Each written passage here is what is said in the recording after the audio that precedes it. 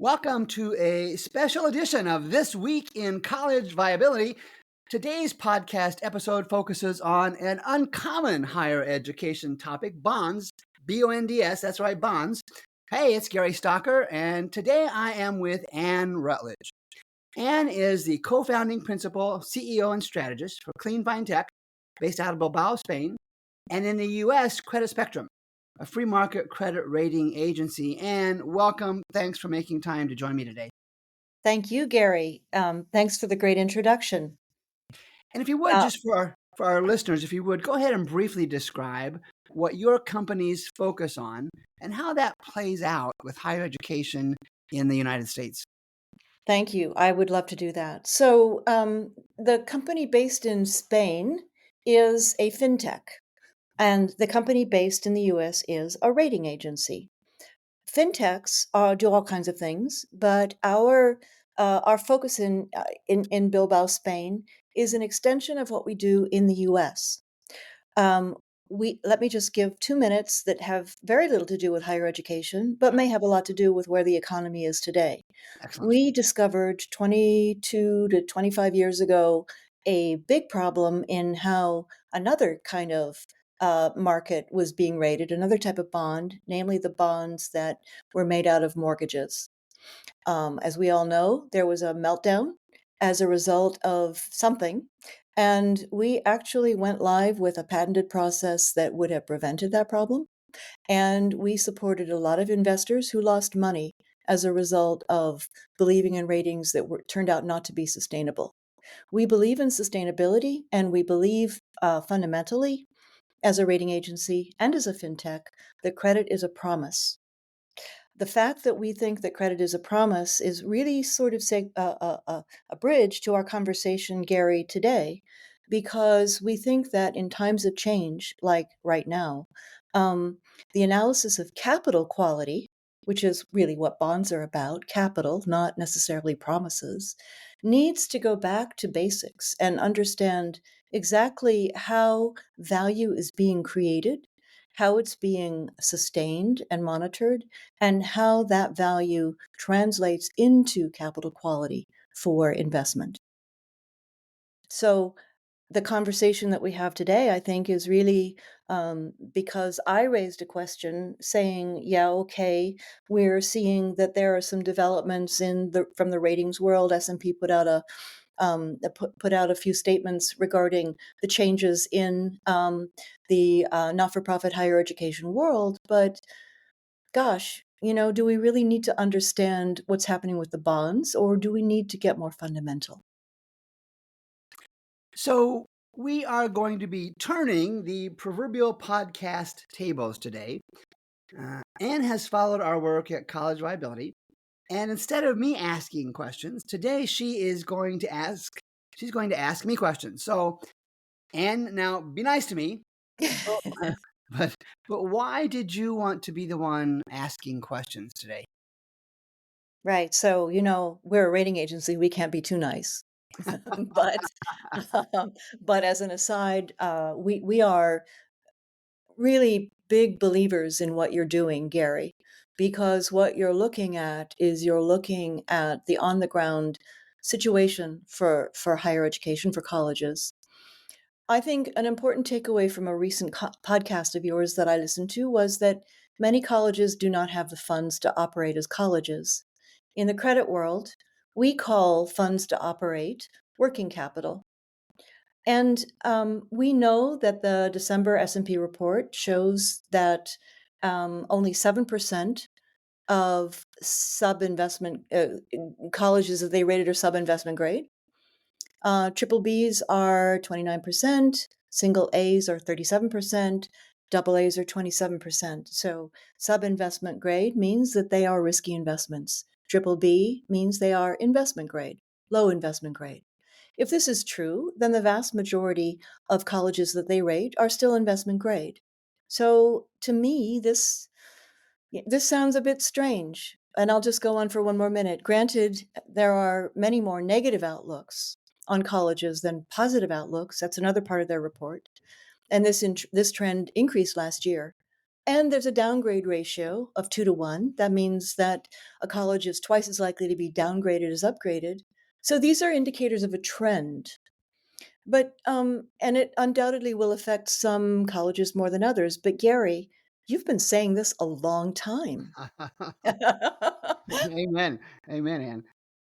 How is this news? And more importantly, to what extent, not to put you on the spot, but to what extent do you think the S&P ratings may reflect or perhaps understate the financial picture that you are seeing and talking about today? I think it's an easy answer. I think it grossly understates the challenges that the higher education market faces today. And in most of our conversation today, I think it's the assumption is going to be private colleges, and that's what I would qualify that as. Because this isn't a bond issue in most college cases. Very few colleges, Ann, and correct me if I'm wrong, have the funds to actually pay for a rating service. And so what we have here is really a cash issue with colleges. We have a hand to mouth kind of issue taking place where the bond picture, when it's negative, when the bonds are something that a college can't pay off, may be the final indicator, the final breath of business life, if you will, for colleges that can't pay back those bonds.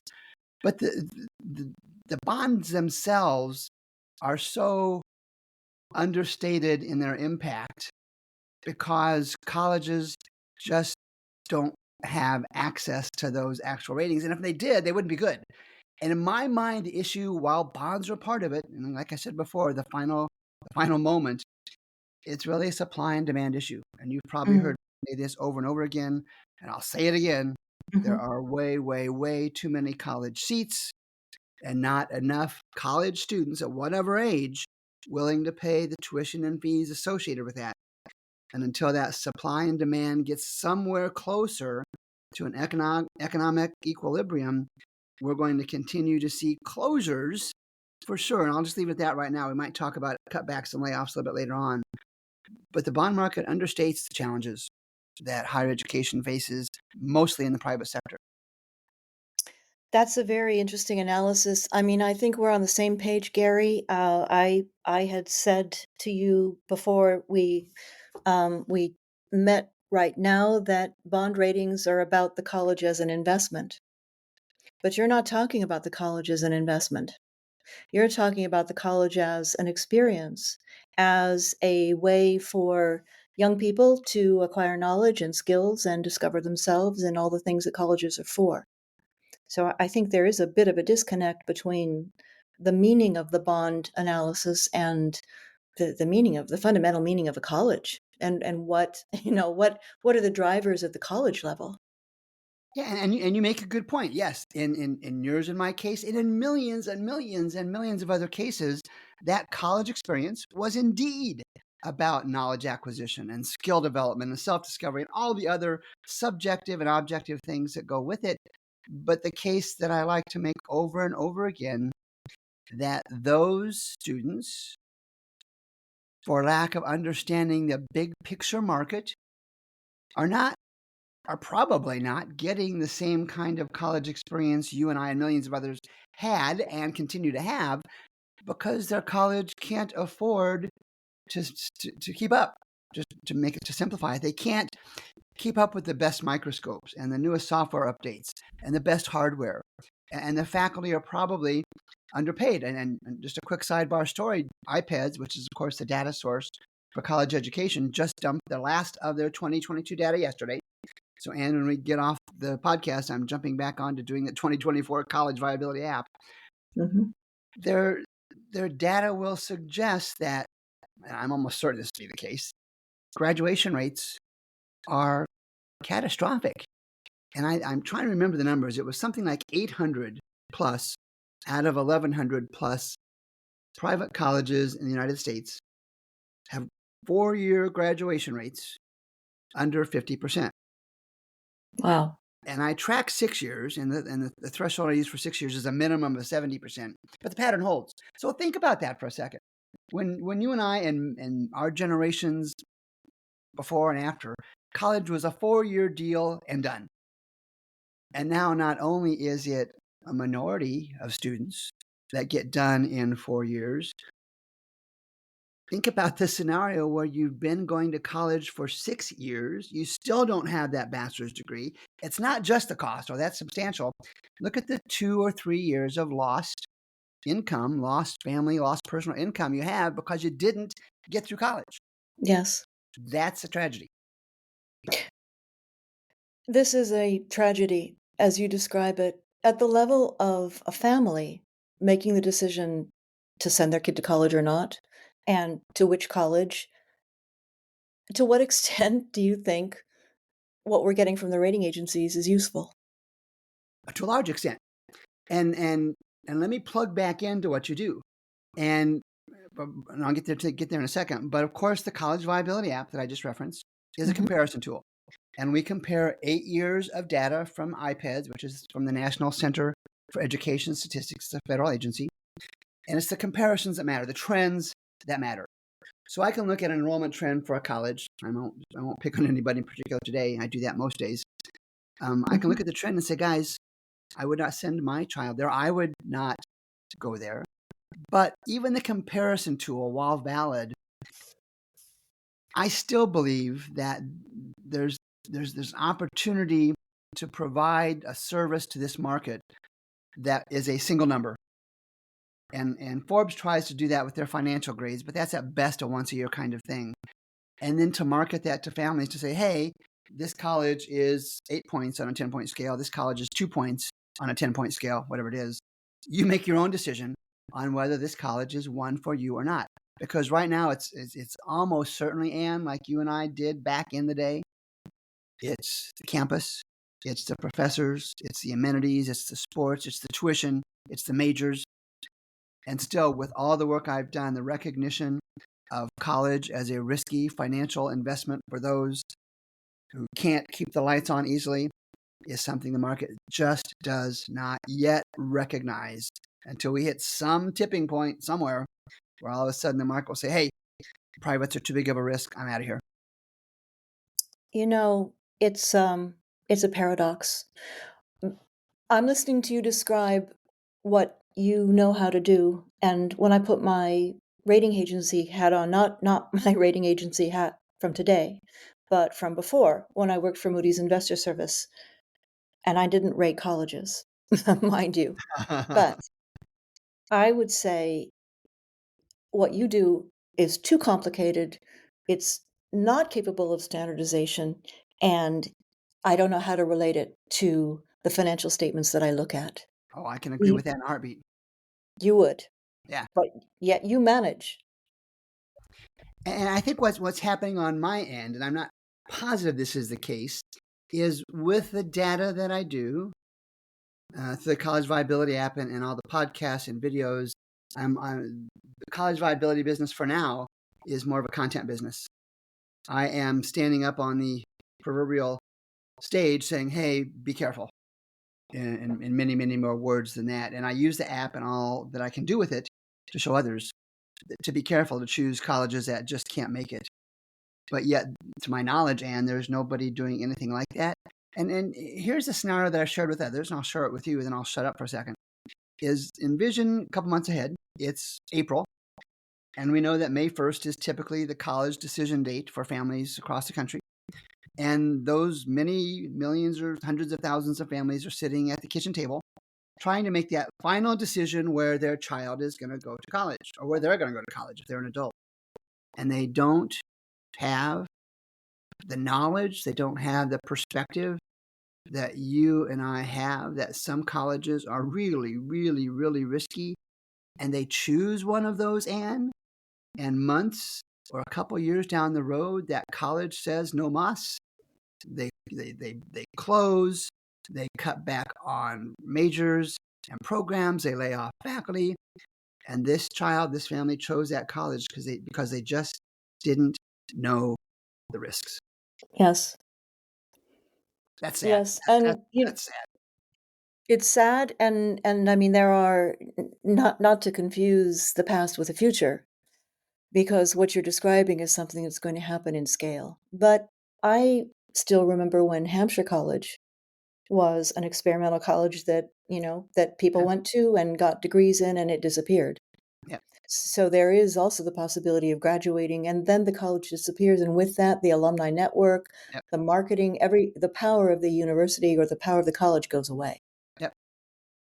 Yep. So Absolutely.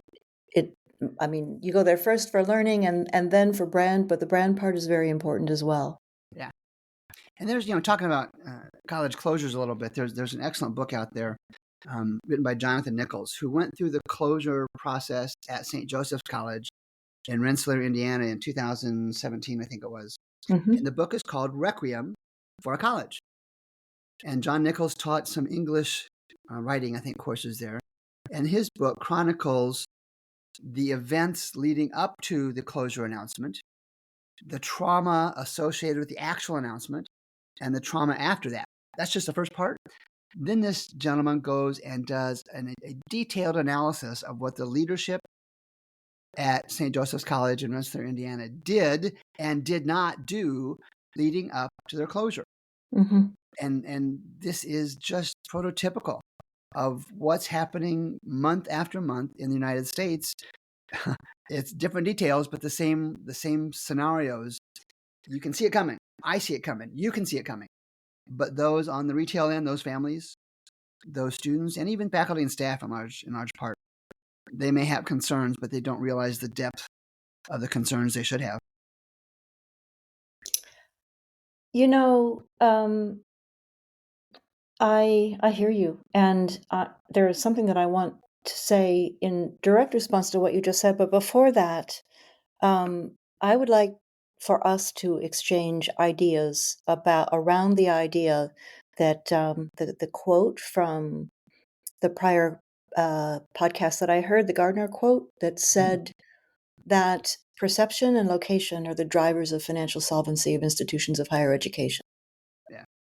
Yep. And clearly, to the extent that an institution of higher education is rated, maybe the private colleges that are in trouble are not rated, maybe they are rated, but to the extent that the industry is rated, could the trigger of the massive consolidation that you have been talking about for a long time, could that be more downgrades, wholesale downgrades by the licensed rating agencies like S&P?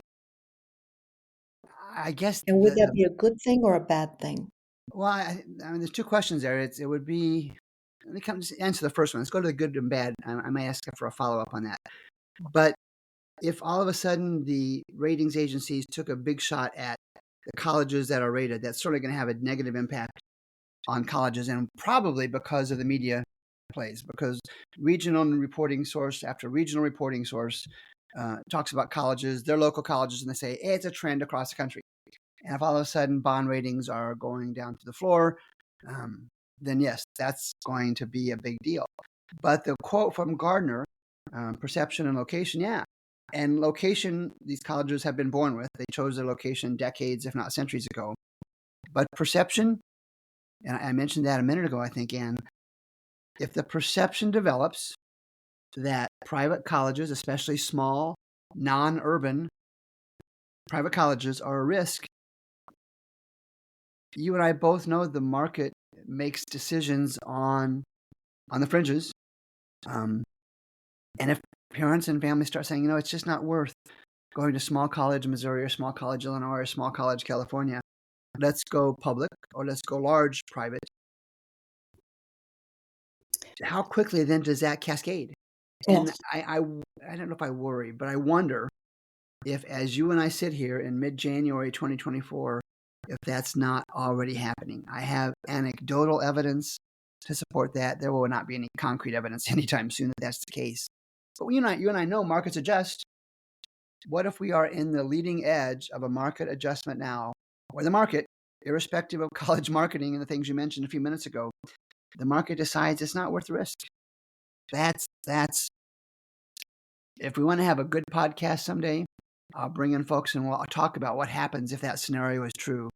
How do we as a nation, how do we as an industry dispose of lots and lots, I won't even attach a number to it, lots and lots of colleges that can't survive because the market adjusted?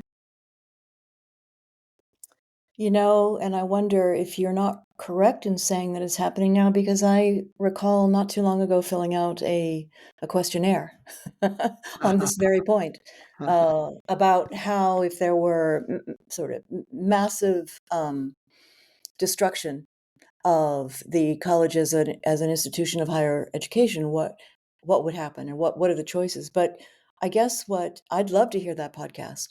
I would really love to be a fly on the wall on that podcast. But something that I want to say from the other end, from the rating agency end, is these are institutions that the two largest ones, Moody's and S&P, they S&P makes more revenues than Moody's does, but Moody's makes about 2.2 billion in annual revenues. These are not only very influential companies, but they make a lot of money. And the destruction of capital is really what you're talking about, particularly in private colleges, Yeah. because if there are colleges that are not doing the right thing, well, of course, they're going to, gravity will take its course. But if there are colleges that are doing the very best that they can and they're pivoting in very, very good, forward-looking ways, and yet the word isn't getting out, then that's a tragedy. Yep. And that is in my world. So I used to work for a large rating agency, but today the way that I look at credit is it's first of all a promise. And if you are making a loan to a large institution, then it's a promise to repay out of the total resources of that institution, Yeah. um, on time and in full. But there are other ways of making good on your promise. There are other types of investors who would like to see colleges survive, or that would like to have particular kinds of improvements, on a more local and focused basis. Um, these can be structured as bonds too. These can be rated as well. The meaning of a rating isn't just confined to assessing the capital of a larger university or a college that's powerful enough and has a big enough war chest to get rated. There's no reason to draw the line at what is already financially sustainable. This kind of analysis really flows through to the institution because the viability of the institution ultimately is seen in the capital structure. But it doesn't start with bonds and capital investments. It starts with parents and self-funded students who are paying the tuition, doesn't it? Well, absolutely. And the way you categorize the issues with higher education as the destruction of capital is something, Ann, that I would never think about. That's just not the way I look at it. But it makes sense. And I think you mentioned somewhere in there the right thing. And many times when I do these podcasts, whether I'm doing the interviews or somebody's interviewing me, they say, "Well, Gary, how do I fix this?" And the fix is something that has happened, I think, Ann, in every other industry, and that has been consolidation to scale. And I have made this case for many years now that higher education is maybe the only industry that has not addressed the concept of doing their business to scale and engaging in substantial consolidation through mergers or consolidations. Hmm. And I use those synonymously. I leave the acquisition part out because that just isn't realistic in higher education. Hmm. And there's cultural components, I understand. There are some legal components and regulatory components. But if there's a fix to this, it is the mom and pop colleges, those with enrollment 1,000 or less, give or take, joining into a larger organization to scale both academic and non-academic operations. And there is almost no indication that is anywhere close to happening. Gary, that is absolutely fascinating, and you've answered so many of my questions. I would just throw a question out there, which is this not happening perhaps because the tools haven't been developed for it? Because the economics that drives the development of those tools hasn't been there? And you've got to quit reading my mind. Yeah, I mean, again, that's an easy answer to that, certainly. And as I ponder this here on a cold St. Louis morning in mid-January, maybe the college viability app is part of the evolutionary process that gets us to a point where It's no longer the subjective, mostly subjective components of U.S. News and World Report and Princeton and other rating agencies. It's something that is more objective, that is a comparison tool. And I, till death do I part, I will never say that the Gary Stocker College is going to close. I'm just not going to do it.